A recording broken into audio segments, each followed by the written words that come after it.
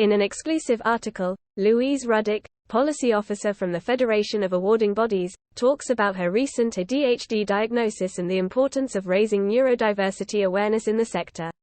Those of you who've met me, or seen me virtually in one of FAB's webinars, would probably say I am bubbly, chatty and friendly.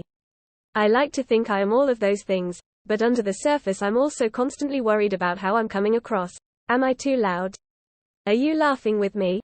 Did I accidentally interrupt you? Do you know how hard I'm trying to focus on what you're saying? I've had lots of labels throughout my life. Chatty, noisy, bossy, dramatic, messy, emotional. I've always felt things very deeply and am prone to taking things personally. I also suffer massively with imposter syndrome, despite my qualifications and position. At school, girls were supposed to be seen and not heard. To be good, I had to be quiet and polite, and I really struggled with one of those things, which is why when I got home I turned into a whirlwind.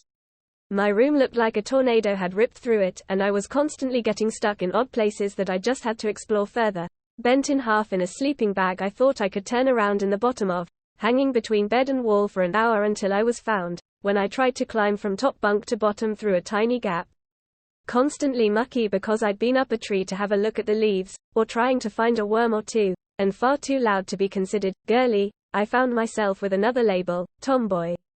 If I had been a boy, I would definitely have been seen as hyperactive, and maybe my journey would have been very different.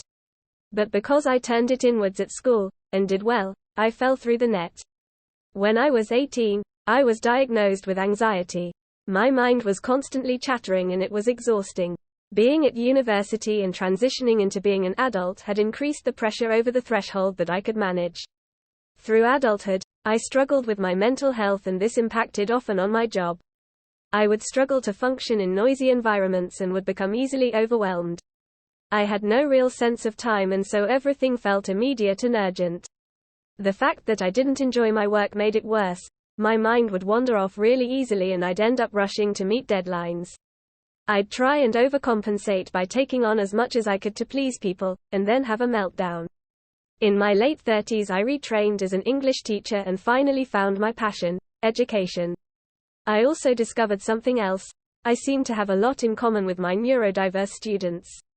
I'd always known that there was something different about how my brain worked, and suddenly the pieces fell into place. But in true ADHD style, it seemed overwhelming to try and address, so I did nothing. In 2021, I started working at FAB and one of the first things I did was take a Cognassist training course to become a neurodiversity champion. Learning about ADHD through the modules, I couldn't ignore it. Everything matched up. I got a referral to a psychiatrist and then, in November last year, at the age of 42, a diagnosis of combined type hyperactive and inattentive ADHD. All those labels, and really it was just one. Neurodiverse. In the months since, I feel like my life has changed. I'm medicated, and now I sleep better, think clearer, and don't impulse buy everything fluffy and or sparkly that I see. Instead of trying to hide my symptoms, I try to alleviate them by using fidget toys or earplugs. My colleagues and bosses at FAB, well, they've been just that, FAB. Working flexibly means that I can work around my brain needing a little downtime, instead of having prescriptive breaks. I've also had some reasonable adjustments made with AI apps to take notes in meetings so I don't miss anything, and colleagues putting things in writing to me so I don't forget. I also feel able to talk about it if I feel overwhelmed and know that I won't be judged or criticized. It hasn't all been plain sailing. There's still a lot of stigma and misunderstanding about what neurodiversity is. I've been asked why I felt I needed a label at my age. And that was just it. I wanted to know why I've struggled for so long, and to know that the other labels, quirky, eccentric, sensitive, weren't really who I am. I'm so happy to see all the work being done around neurodiversity. Without it, I'd still be struggling. At FAB we're doing work as part of our ED pledge to create resources for our members, and we'll also be sharing the EFE News, Cognassist video series.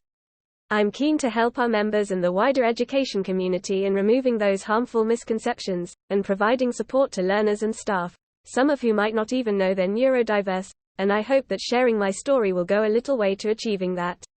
Luise Loud, bossy, emotional, touchy, sensitive, quirky, messy, lazy, reactive, weird, neurodiverse.